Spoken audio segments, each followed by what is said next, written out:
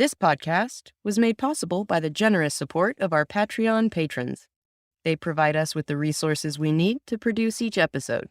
You can join them at 90milesfromneedles.com/Patreon.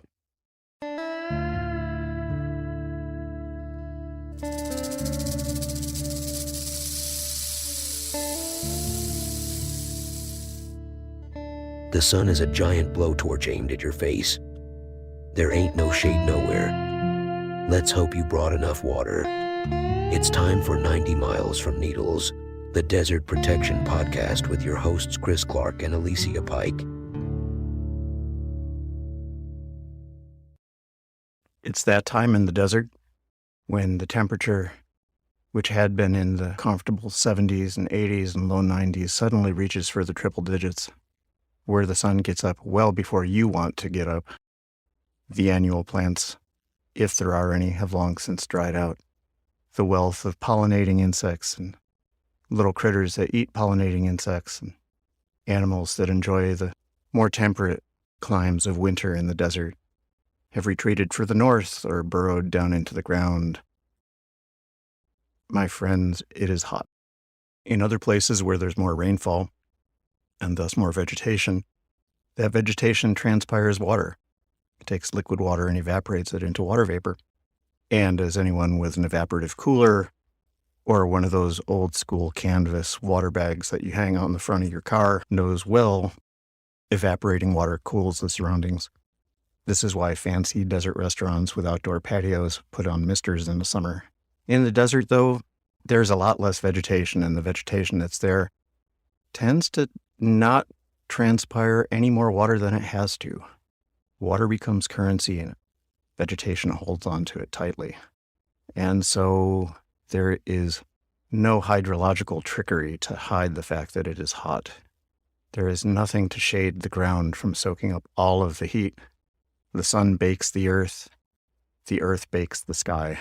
It's only in the hour or so on either side of the sun crossing the horizon, in whichever direction you prefer, that there is some semblance of comfort to be had out in the desert.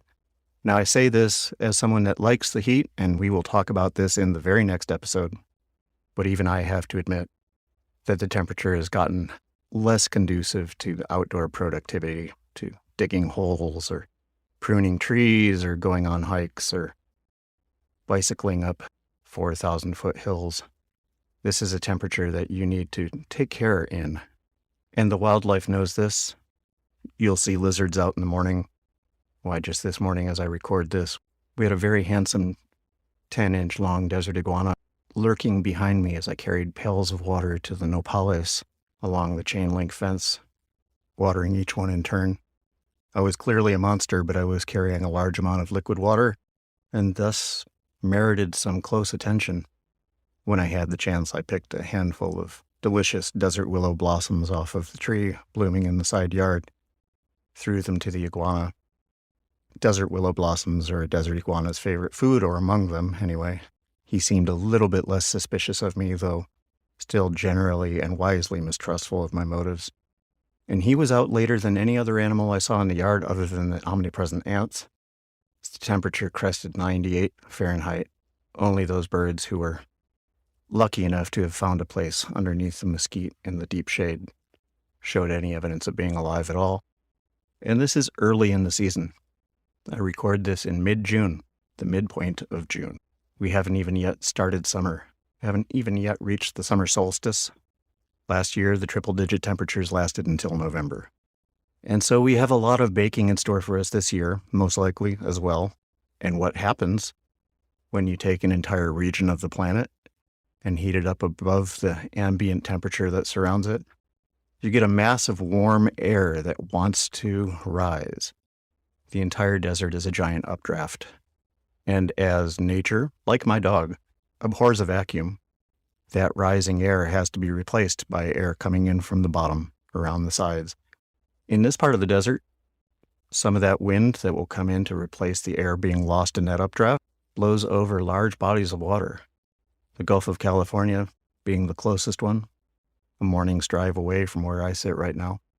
The Gulf of Mexico is another couple of days away. a little bit farther away, but much larger.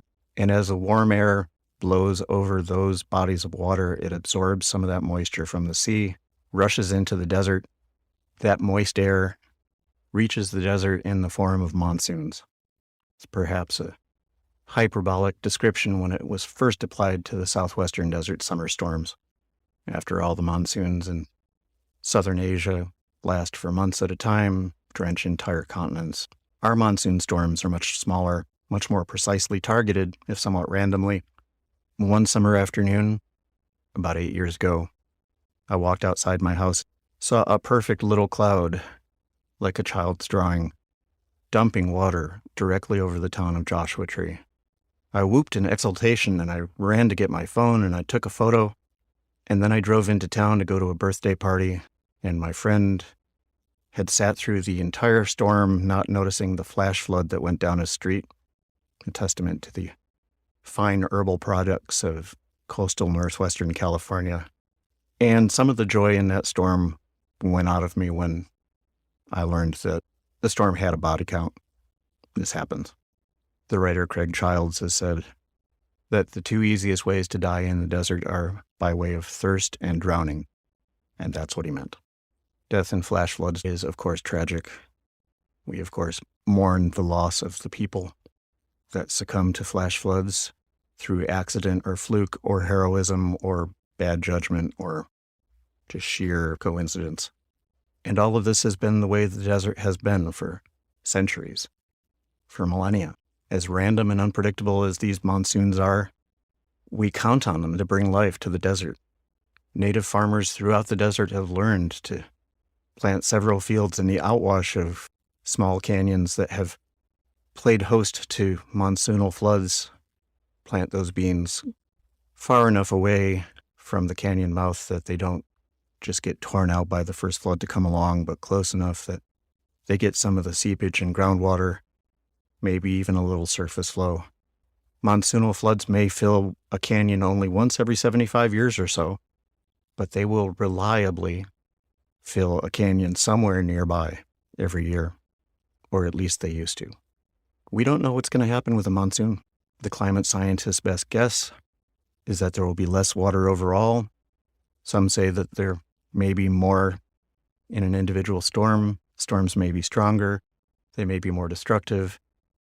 They may be less amenable to harnessing for native agriculture. We just really don't know what's going to happen. What we do know is this: climate change has been happening in the desert for a while.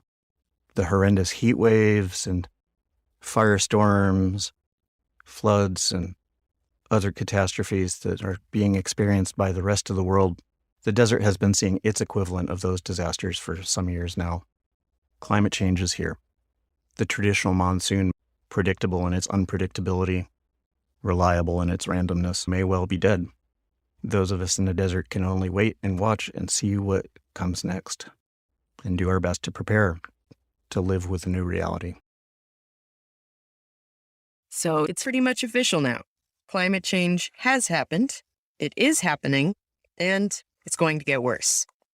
The sixth assessment report of the United Nations Intergovernmental Panel on Climate Change, also known as IPCC6, basically said that we've already locked in enough warming to make things like the hurricanes, wildfires, and droughts we've experienced the last few years even worse, every year, until the middle of this century, no matter what we do. IPCC 6 actually held out a glimmer of hope, though. If we get our act together in a hurry and essentially become carbon neutral by 2050, in other words, we stop adding new greenhouse gases to the atmosphere, the scientists say climate disasters might not keep getting even more worse after 2050 or so. If we get our act together. Yep. And that's a big if, of course. IPCC 6 didn't have too many surprises in store for the desert. Climate scientists have been suggesting for a while now that the deserts of the Southwest aren't just getting hotter, they're going to get a lot drier too. And in fact, we've been in what the scientists are starting to call a mega drought, the worst drought in at least 500 years. And what rain we do get will come more like all at once. Yep. Less rain total, more rain per storm. That means more destructive storms, more flooding, more runoff, less water staying in the soil for desert plants. And that's what some of us are seeing already in the desert. Those who are paying attention and are exposed to the desert climate are very aware of how rapidly the climate is changing.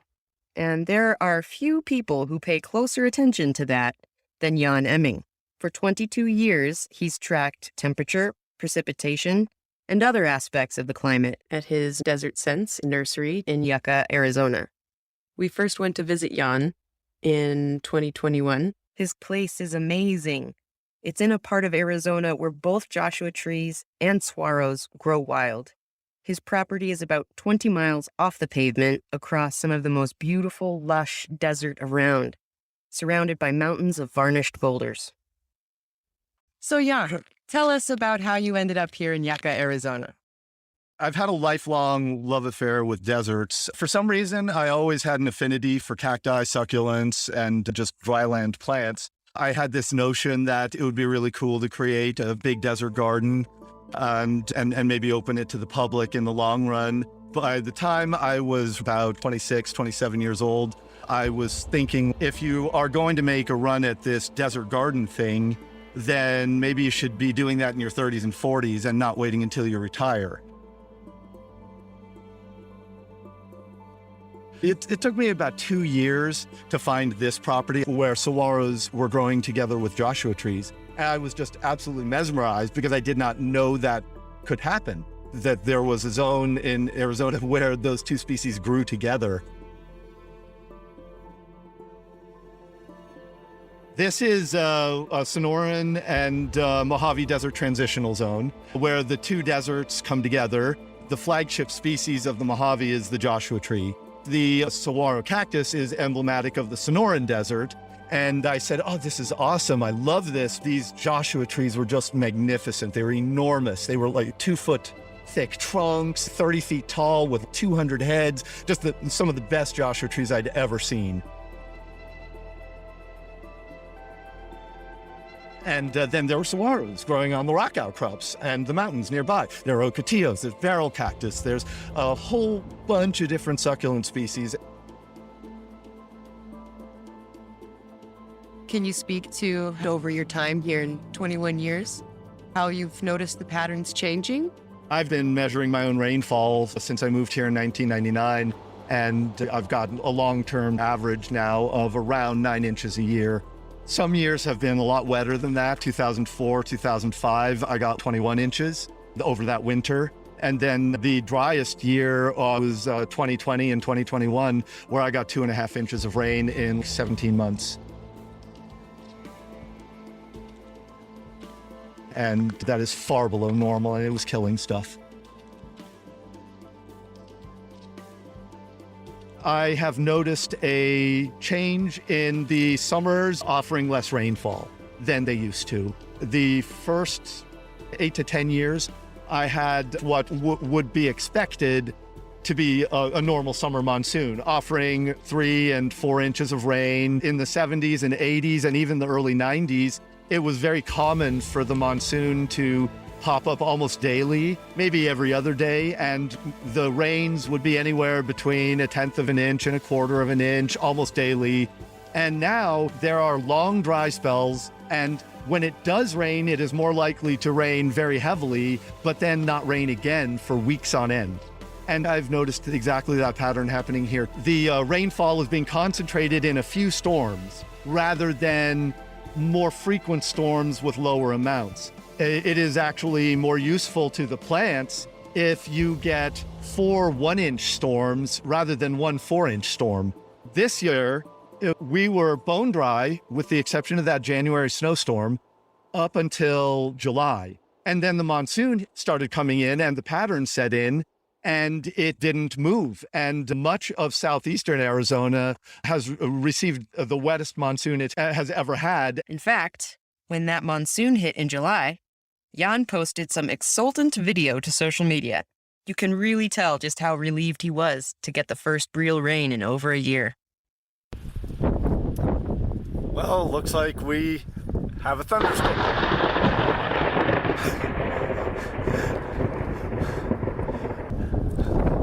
I think I better go inside. Look at all this water. It is amazing. This is awesome. This is really helping with the drought around here.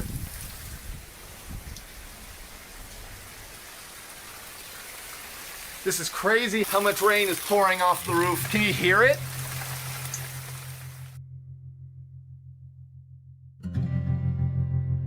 And we'll be back after the break.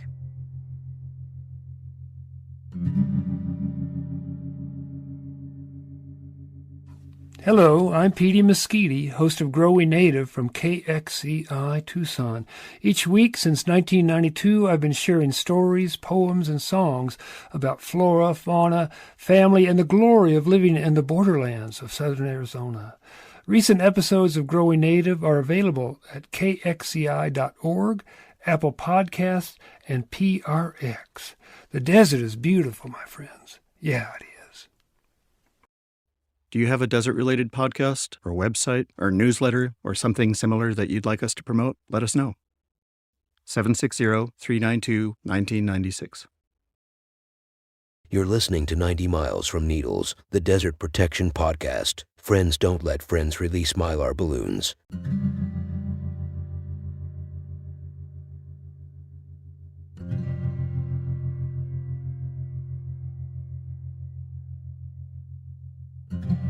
Since we spoke with Jan, it really has just gotten to be more of the same. We are sitting here right now, almost mid-June 2022, and I just checked the rainfall totals for 29 Palms, where we both live, and at least the weather station nearest my house has had a drop less than 1 1/5 inches of rain in the last year, since the beginning of June 2021.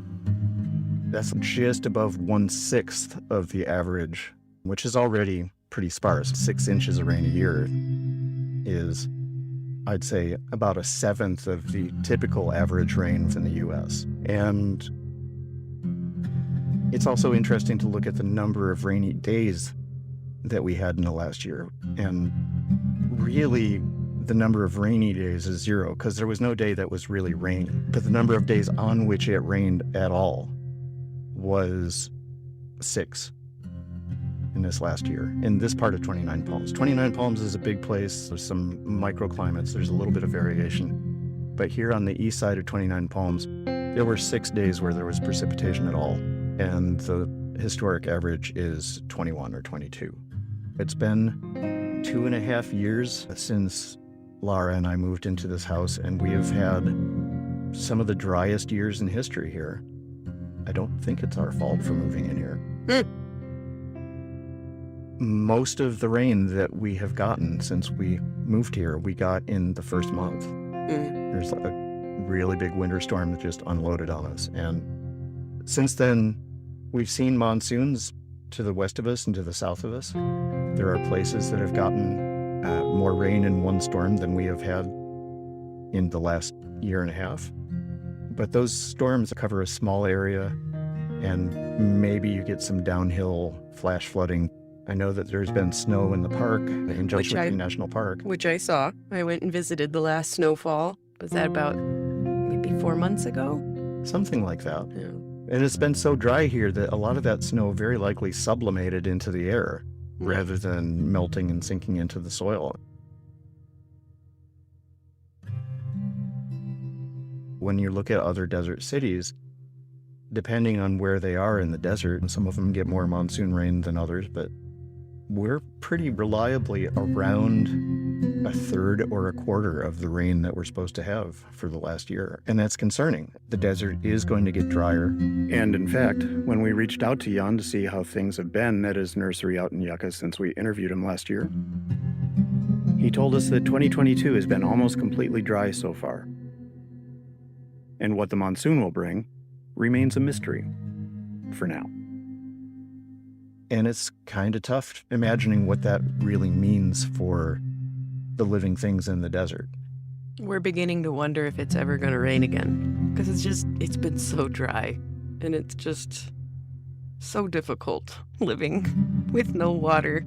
Baghdad, California, which is almost due north of here, probably about 30 miles, that is remembered pretty much only because there was a period in a little bit more than a century ago where there was no precipitation measured for a little bit over 2 years.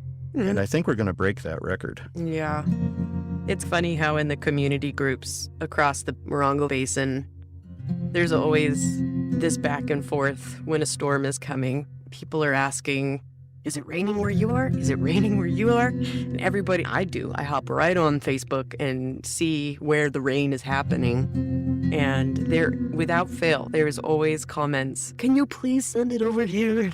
Because we want it so bad. But there are areas in the Morongo Basin that reliably get it. Like when you come up the last grade and you're coming into Morongo Valley and Yucca Valley, especially Yucca Valley, that's like a weather tunnel. The people who live right at the top of that grade, they get snow, they get wind, they get rain, everything dumps down over there. And then as it moves east, it just tapers off and disappears. Mm-hmm. And we live in that eastern area. And our running joke about where we live is our little valley is where all the storms go to die or go around.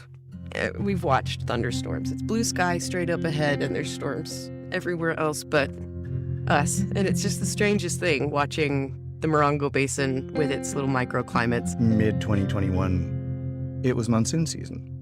And I've been watching the Doppler radar, and there's a storm cell coming towards us from the northeast, from the general vicinity of the Grand Canyon. And I was watching it on the Doppler, and it got to the Old Woman Mountains, which are not far from here. It's a fairly tall mountain range. And it got hung up on the Old Woman's and broke the storm in half. There's a section that went northward around the north end of the mountains and another section that went around the south end of the mountains. And then they got around the mountains and they kept going southwest. And we were in between those two storms. One of them went well to the north of us, the other went to the south of us. And it was just, I have never really resented a mountain range before. Oh, yeah. And it's a wonderful mountain range. I'm really glad it's there, but it's just, even in a place where there is rain predicted throughout the desert, you can have a lot of places in the desert that have no rain whatsoever. Can't tell you how many times we've sat there in our valley and watched. And then sometimes the storm comes right for you, which is great. Those are living out here in the desert. I try to explain to people it's like the opposite of winter. Summer is our deadly season. So you just stay inside more instead of going to turn on your car to warm it up. You turn it on to cool it down 10 minutes before you leave. And the rain, it's just, you take a rain day when you get a serious monsoon. In some cases, our road floods about once a year. That's been the average for the last few years, that the water is up to my knees. So I literally can't leave if I wanted to. Rain day. Yep. It's something to celebrate in the desert. One of the days on which we got rain last year here was, it was about a third of an inch one day in September. And it was glorious. It's amazing how much a third of an inch can seem like if you haven't had more than a tenth of an inch of rain for a couple of years. And we actually had little floods running off the roofs of the house and the garage. And I was out there digging channels to guide the runoff from the roofs toward the fig tree. And I had these grandiose plans when we moved in here that it's going to channel all the runoff. We're going to install eaves troughs and rain barrels and get that 6 inches of rain a year.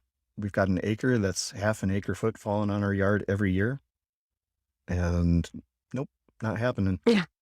I have swales that I've dug and berms to keep the rain from running into my neighbor's yard. And the thing is, if it is the case that we are only going to get bigger storms and they're going to be farther apart, we need to think about how to adapt to that. And there's a lot of techniques that can come in really handy to contend with the unpredictable rainfall patterns that I kind of adapted for here without knowing what I was doing. And they seem to work when it rains, slowing the water down, getting it to percolate into the ground instead of running off into the street. But I'd really like to have it put to the test more. It's, you just reminded me of when we get one of those crazy big storms, all of the swales, and none of that matters anymore because the county built the road up higher. And so now the water can't flow, which is great because it's trapped and percolating on our 5 acres and the 5 acres next door. But all of the earthworks that I've put in, they literally drowned. And there's no, you can try in our yard, you can try and guide the water to the plants. But when you start watching the water come up the driveway from the road and it's like everything around you is flooding into your yard, and then before you know it, everything is underwater, it's pretty disheartening. There's no way to control it, and it's all coming very quickly and very hard, and then it's gone. And all of the thought and effort put into trying to terrascape in our yard. I know that it's different in other yards because there's different microclimates, and especially if you live on slopes anywhere, you've got the water running off much easier. But we're at the bottom of an old ancient lake bed. So we just bask in our lakefront property. Build a dock. We've had plenty of conversations about how we're going to transform our property into a lakefront oasis. It's no joke. I have kayaked in my yard and down my driveway on more than one occasion. Photos to prove it. I remember the UPS driver driving by on the one road that wasn't flooded, and I'm in my kayak just paddling around, and he stopped and the rubberneck, he turned. Is that a person in a kayak? Yes. In January 2005, it had been a really wet year, and there had been some torrential rainstorms in Death Valley in particular, but throughout the desert. It was a really good wildflower year in spring of 05, and then a really bad fire year in the summer and fall of 05. In August 2004, there had been a rainstorm that actually moved a 2-ton outhouse at Zabriskie Point in Death Valley and washed out a bunch of roads. And I was at Badwater, again, my favorite place in Badwater. There was a very large lake at the bottom of Death Valley, and I stood there and I thought, I have a kayak at home. Yeah. I could have kayaked in Death Valley. Yeah. I am not going to miss the opportunity to do that if it ever comes up again. I have 2 goals in my life. One is to be there when the old temperature record is broken. Yeah. And 2 is to kayak at Badwater. Oh, you're going to have to let me know about that because I'm going to want to go too. All right. We'll shoot some video. Yeah. We're sitting here talking about being inundated by water, but that is just really not, that's the cause of celebration. But the day-to-day life out here with no water it's practically unbearable. Practically speaking, it is bearable. We do deal with it. It's an interesting thing too, because the first 8 hours of rain is glorious. And then after that, we start worrying. Oh, at our place, it's really only 2 to 3 hours. It rains 2 hours straight, flooding. 3 hours straight, and we've come within 1/4 of an inch of the water in the valley coming up to our doorstep, to the threshold. And I remember saying to Tad, it has been all fun and games until now. Because now I'm scared that everything we own is going to get damaged by floodwater. And that's not fun at all. No. When all your life's possessions and everything, your home is at risk. It's not fun anymore. We will be right back after the break. Coming soon on 90 Miles from Needles, the Desert Protection Podcast. We are 282 feet below sea level. At 7 p.m., the temperature here at Badwater was down all the way to 122 degrees Fahrenheit, about 51 Celsius. I should have brought a sweater. My neighbor said, "Oh, really? There's mylar balloons everywhere? I don't see them." Well, now I've mentioned it to you. You're going to start seeing them everywhere. You can't drive anywhere in this desert without seeing a mylar balloon stuck in a bush. You're listening to 90 Miles from Needles, the Desert Protection Podcast, in a world where everyone wants to visit Joshua Tree. One man and one woman head to, I don't know, somewhere else, maybe Trona. Thank you for joining us. We are back. The driest monsoonal year ever in the entire state of Arizona was followed by the wettest monsoon ever in the state of Arizona. And this instability is characteristic of climate change.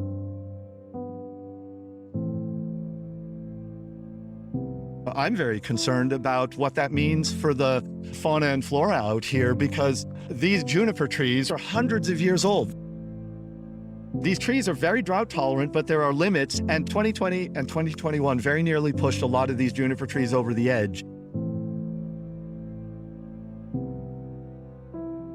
I probably lost somewhere around 10% of the trees on my property just due to drought.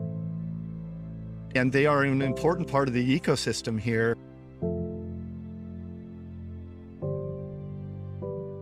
The berries feed the foxes and the quail and the rodents and various other birds.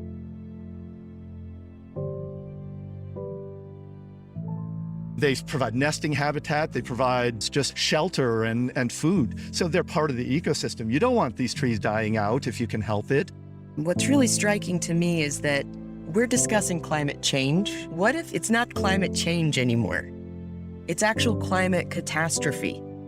Is it really going to be catastrophe that's going to force us to change? Because when the power runs out, when there is no more clean water, when these things are real and ever present and the reality of every day, we won't have a choice. We'll have to change. And that's the sad road that I see us going down, that we're not going to change until we absolutely have to. And that's worst case scenario. So at this point, after all of this bad news, I'm wondering if Jan is feeling like there's nothing he can do. Nope. Jan is definitely an inspiration. He's got a lot to contribute out there in his nook of the world. Let's get back to the nursery. Jan leads us down a curving path past some unusual construction materials. There are bottles to be used in a bottle wall, and piles of scrap paper to be mixed with concrete for lightweight bricks. We'll look into that more in a later episode. At the end of the path are 2 percolation basins that could each hold a medium-sized SUV. There are a few inches of murky water in each of them, and some algae growing. Under the algae, the last of the summer's cohort of tadpoles can be seen swimming around. So you've brought us down here to a percolation basin that have you created this? Yes. Okay. I started reading about water harvesting techniques from a guy in Tucson named Brad Lancaster, and he talked about using earthworks to harvest water, basically just channeling water around the landscape to where you want it when there's a surplus of it during a heavy rainstorm. And I said, hey, I happen to just have my well shaft right to the side of one of the flood channels that fills with water every time it rains hard enough. So I created 2 flood basins. The larger one that we're in right now, it's got a bigger watershed. The hard-packed surface of Alamo Road collects the water, and it just flows across the desert. And before I created this impoundment, it just would continue on downstream. And then the smaller basin on the other side of the well shaft is mostly water that drains from like the garden zone up by the house and the driveway. And they converge here. And that's why I have 2 different basins. Water that had accumulated here would just sink away over the course of a few days or a week into the ground and recharge the aquifer. This was just supposed to be trap the floodwater, and the faster it percolates into the ground, the better, because the faster it percolates, the less I lose to evaporation. But what has happened, with every single runoff event, I get more sediment in the basin, and that is retarding the water infiltration. Now the water stays above ground for a couple of weeks, and it's serving a wildlife function that it didn't before. Red-spotted toads, they've been breeding in the ponds for years.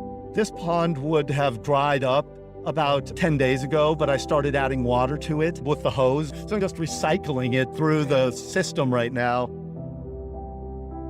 Tadpoles are swimming around in there. There's only a few left. There used to be several hundred of them, but the majority of them have reached the ability to hop around on land, and they can be out in the desert from now on. I see you found a baby toad.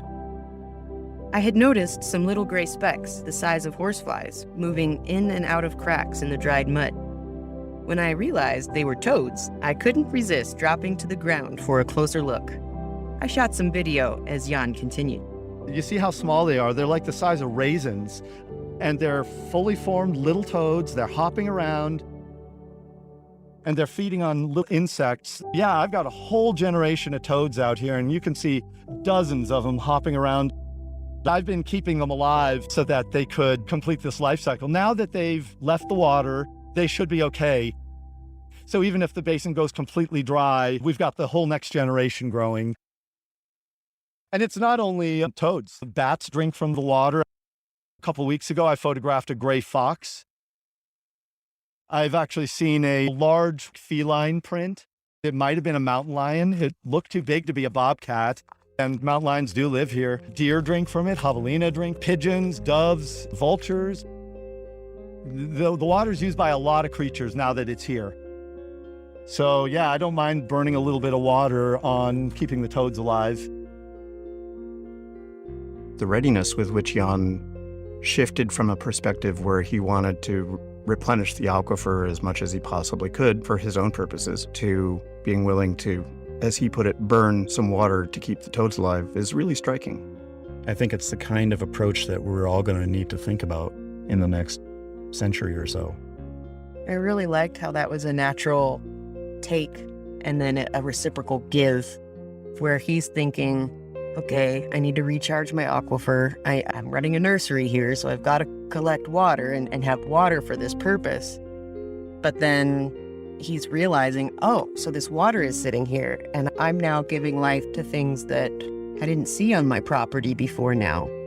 And so he sacrifices water, 300 gallons a day, to put in there to keep that situation going. I thought that was really cool because he didn't plan on that. He didn't plan on dumping all that water in there to keep the toads alive. But it was the natural course of action to reciprocate with the environment. Okay, I'm taking water and now I need to get back for the life that's here. I thought that was really beautiful. All right, that's all for this time. I'm Alicia Pike. And I'm Chris Clark. This has been 90 Miles from Needles. This episode of 90 Miles from Needles was produced by Alicia Pike and Chris Clark. Editing by Chris. Podcast artwork by our good friend Martine Mancha. Theme music is by Brightside Studio. Other music by Aliens Productions, Manriqueta Lara, Blacksmith, Victor Music, Nuclear Metal, and Music Dog. Thanks to Envato. Follow us on Twitter or on Instagram at 90mi from Needles, and on Facebook at facebook.com/90milesfromneedles. Listen to us at 90milesfromneedles.com or wherever you get your podcasts. Thank you to Jan Emming and Desert Sense Nursery for hosting us. Follow Jan on Instagram at PersonOffCactus. Thanks as always to our Patreon supporters. Support this podcast by visiting us at 90milesfromneedles.com/Patreon and making a monthly pledge of as little as $5. Our Patreon supporters enjoy privileges including early access to this episode and an exclusive Joshua Tree National Park campout in September 2022. Crucial support for this podcast came from Tad Coffin and Laura Roselle. All characters on this podcast consider the Black Road, how it seems white the entire length of a sunshine day. This is Bouse Parker, reminding you that you are related to all living things. See you next time.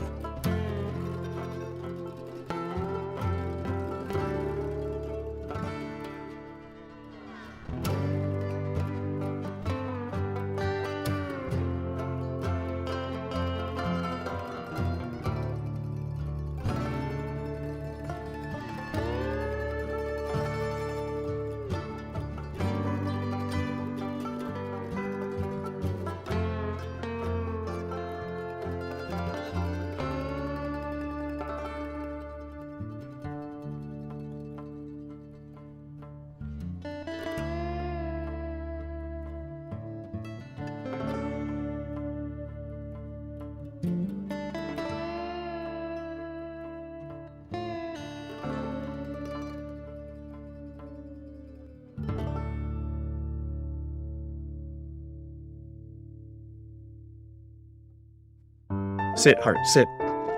Good dog.